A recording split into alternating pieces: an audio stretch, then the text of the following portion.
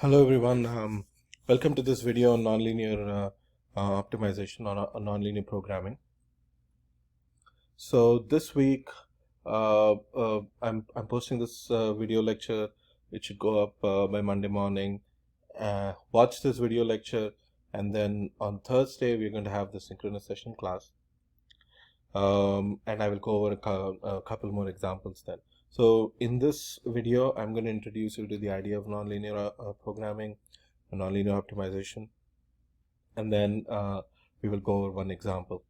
This is all from the textbook, so make sure that you read the textbook also. Now, before I begin, let me briefly talk to you about the Canvas website. This is something that's going to happen for all the weeks that we are going to have online instruction. It seems very likely seems to be the rest of the semester. So if I go here to modules, you will notice that the first week was different because we had the midterm on Thursday, but from this week onwards, I'm going to put up one module for each week. At the beginning of the week, I'm going to post a video. So it's going to go up here. It's going to say nonlinear programming video. So the video goes up on Monday morning, and on Thursday we are going to have this the class synchronous session, which is going to happen on conferences again, just like last time. And then the video of that will also go up as soon as the video gets decoded. So the conferences is done using a third-party software, and the software has to do some post-processing. So it takes a few hours after the session is done for me to post the video, but that video will also go up. So all of this is useful, obviously, because the final homework is going to go up. The final homework, if I remember correctly, the final homework goes up this week. Let's see. Yeah, homework 3. No, homework 3 goes up next week. Okay. So I will post homework 3 whenever it goes up. Maybe I'll, instead of it being on April 14th, I'll put it up on April 7th. So I'll do it next week. But yeah, so this week, just look through the lectures, do a few practice problems, because obviously it's going to be on homework 3, and obviously it is also going to be on the final. It's going to be a big part of the final. Okay. So what exactly is nonlinear programming, and what are we how are we going to talk about it? So nonlinear programming is just like a linear programming problem, where either the objective function or at least one of the constraints is nonlinear.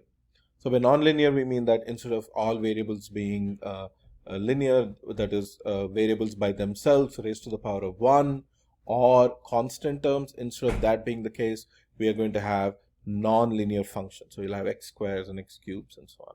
So what we'll do is we'll take a simple example. We'll do a production example in this video, and when I do the synchronous session on Thursday, we will go over a finance example. So that's the plan for that.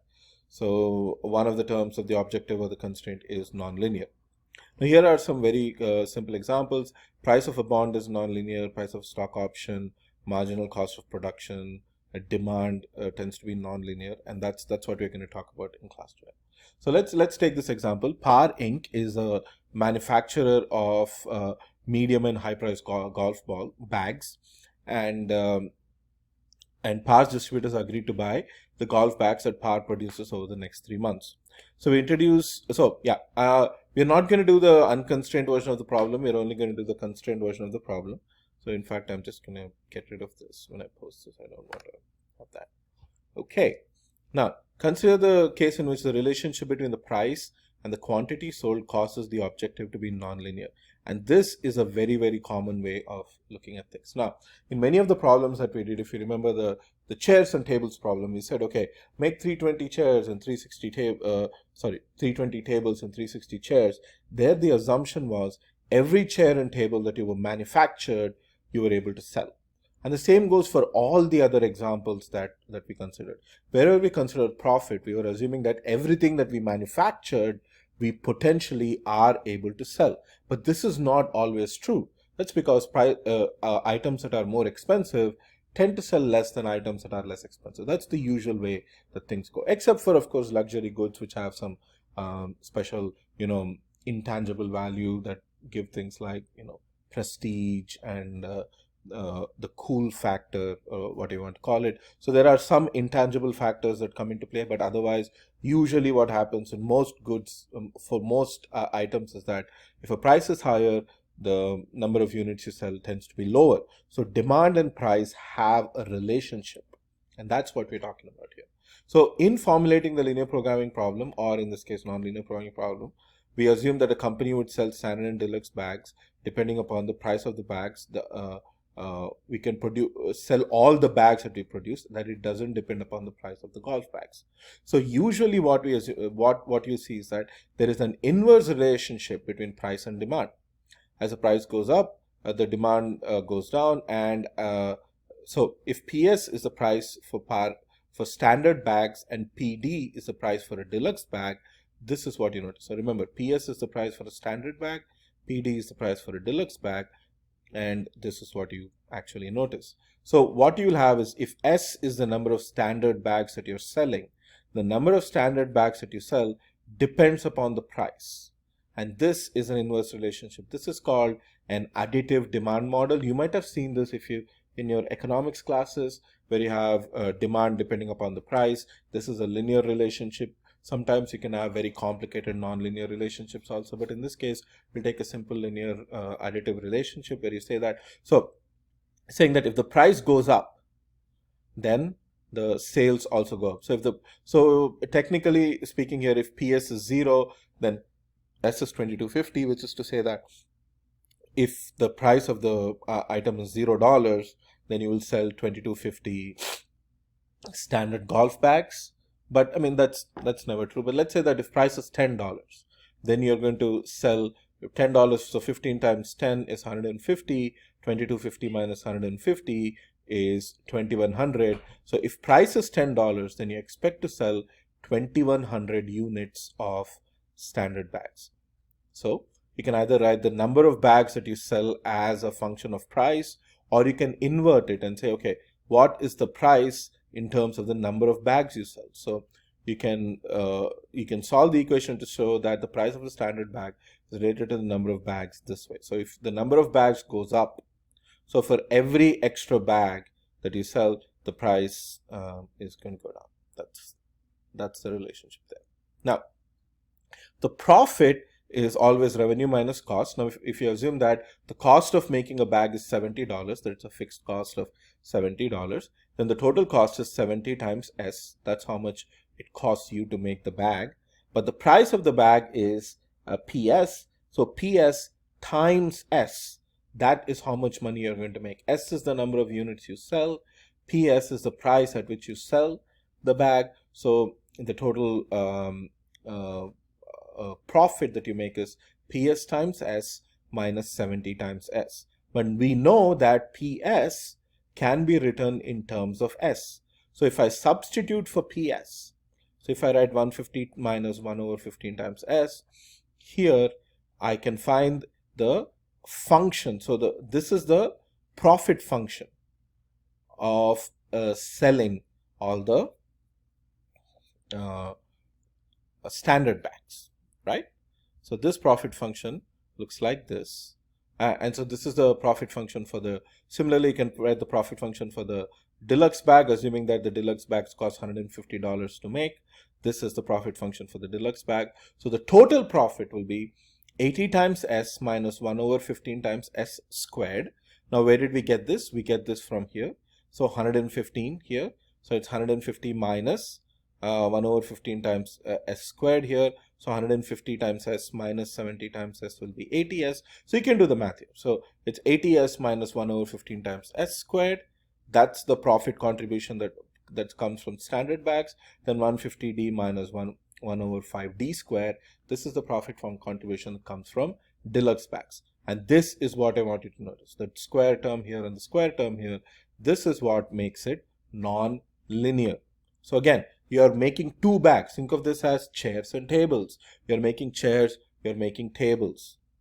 The only difference between this problem and the chairs and tables problem is that here we are assuming that the price of the chair and the number of chairs that you can sell are related to each other. In the previous case, we did not make that assumption. And you will notice the similarity here. So the operations involved in making the golf bag. So there are 4 departments that the bags go through, and this is how much, this is how long it takes in each of the departments. So cutting and dyeing standard bags takes 7/10 of an hour. Sewing a standard bags takes half an hour. Finishing a standard bag takes 1 hour, and inspection and packaging of a standard bag takes 1/10 of an hour. And these are the times for the deluxe bag. Cutting and dyeing is 1 hour, sewing is 5/6 of an hour, finishing is 2/3 of an hour, inspection and packaging is 1/4 of an hour. Maybe let me make this full screen, probably be easier. Now these are the number of hours that are available. So we know how to write these constraints. We'll say 7. So if S is the number of standard bags you make, D is the number of deluxe bag you make, this will be 7/10 times S plus 1 times D is less than 630.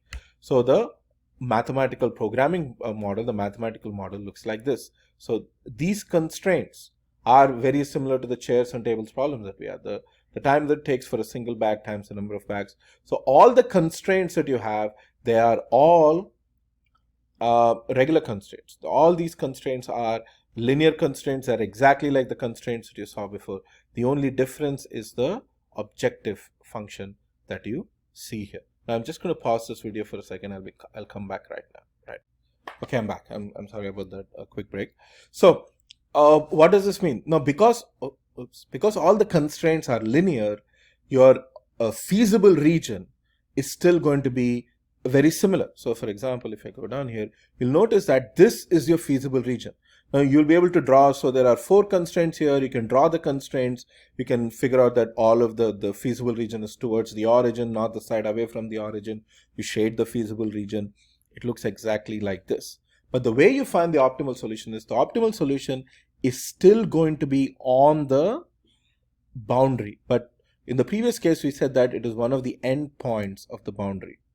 But now that's not the case. It won't be one of the endpoints. It will be some point on the boundary, not always the endpoint. And how do we figure out which point it is? Well, it depends upon our objective function. So we take different values for the objective function, and the way this objective function looks, this actually is a equation for a circle. So if you draw this, you'll notice that you're ellipse. So you're drawing multiple ellipses, one after the other like this. And one of these ellipses just touches one of these constraints. Now, none of the other ellipses just touches the constraint. So that is the optimal region. Now, I do not expect you to solve this problem using the graphical method. I just want to show you what the solution looks like. If you did it with the graphical method, it is almost impossible for you to do this with the graphical method. You will obviously be solving this problem using Excel. Now, nonlinear programming problems where the constraints are all linear, but only the objective is nonlinear are actually very easy to solve, because you remember, constraints are the ones that tell you what your optimal solutions are. So as long as the constraints are linear, you're still going to have a feasible region that looks like a regular feasible region. It is only the objective that changes, so we can still figure out what the optimal solution is. The optimal solution will still lie on the edge of the feasible region. Okay, so let's put this problem into Excel and solve it. So my idea is, I'm going to put this problem into Excel. I'm going to solve this problem, and then we'll be done with this video. I'll post this on Canvas, and then I'll do a finance example in the synchronous session. Okay, so let's open up an Excel file.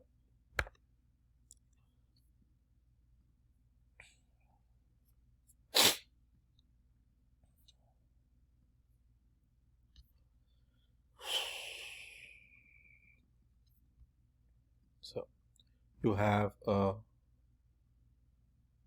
regular bag and a deluxe bag, standard bag, and so S and D, right? So those are decision variables. Let's say S and D, as usually, going to have the left hand side, the right hand side. Yeah. These are my decision variables. You'll notice that everything that we do to set it up in Excel will look exactly the same. It's not going to be different at all.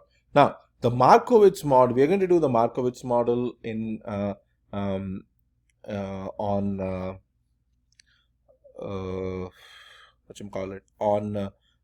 the synchronous session. I'm sorry about that. The synchronous session on Thursday, but that is going to be slightly different. But even there, the setup and everything looks very, very similar.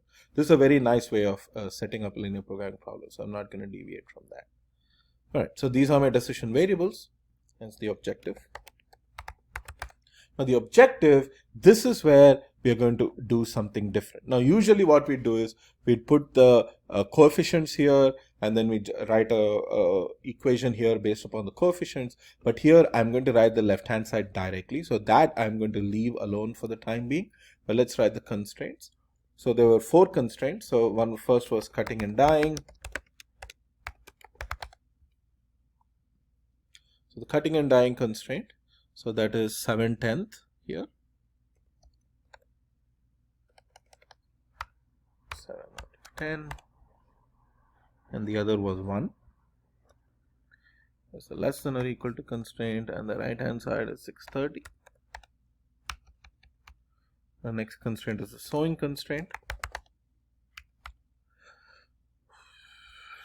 The left hand side is, geez, those numbers are tiny. So half and 5/6.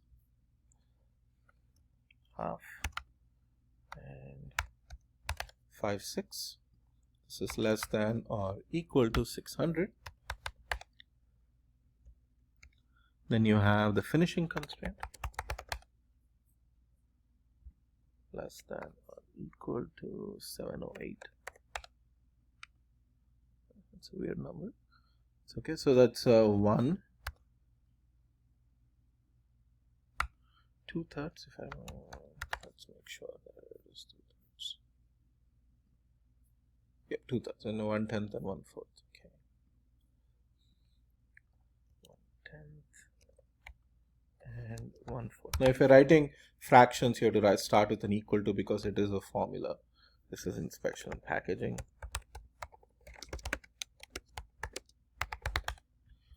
Right, and this is less than or equal to 135.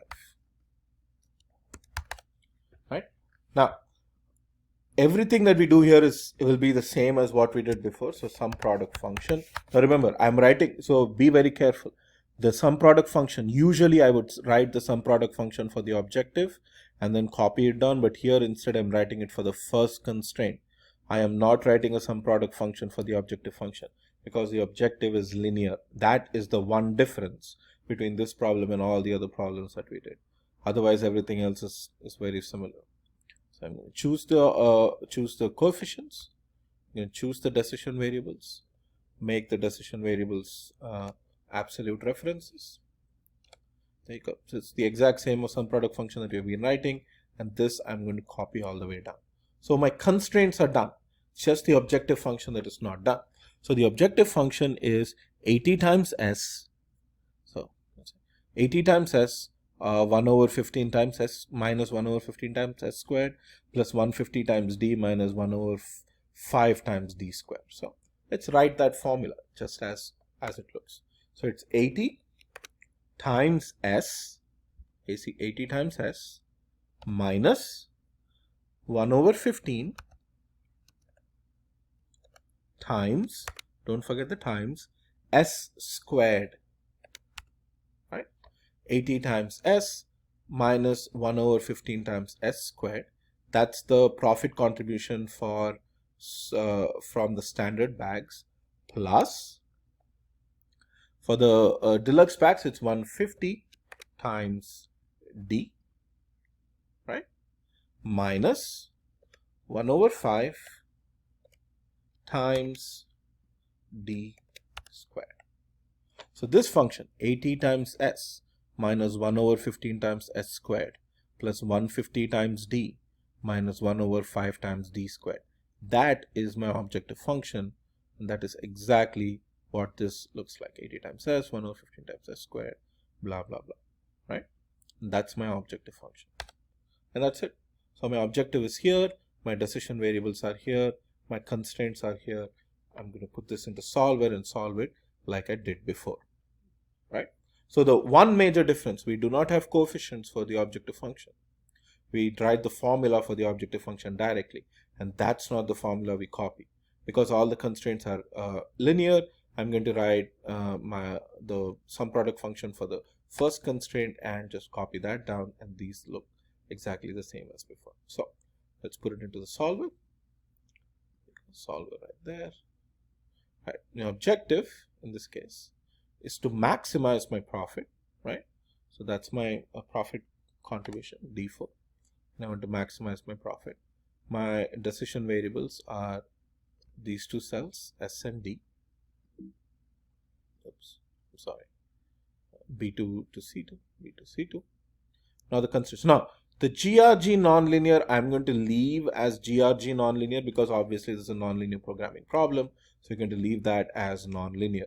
So to this, I'm going to add constraints. I'm going to click on add. And all of my constraints are less than or equal to constraints. So all my constraints are here, less than or equal to all the corresponding right-hand sides. So all the left-hand sides going from B5 to D8, D5 to D8 are less than or equal to F5 through F8. There you go. So that's my, that's how I set it up. D4, this is where my objective function is, maximizing profits.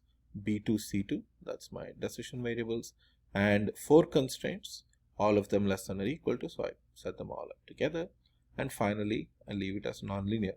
I'm going to click on solve. Now it is possible, so let's see what happens. Yeah. Solver found a solution. So let's compare my solution to the actual solution, right? Let's see. It looks like I did get the right solution. Now I did get the right solution, but it might not always happen.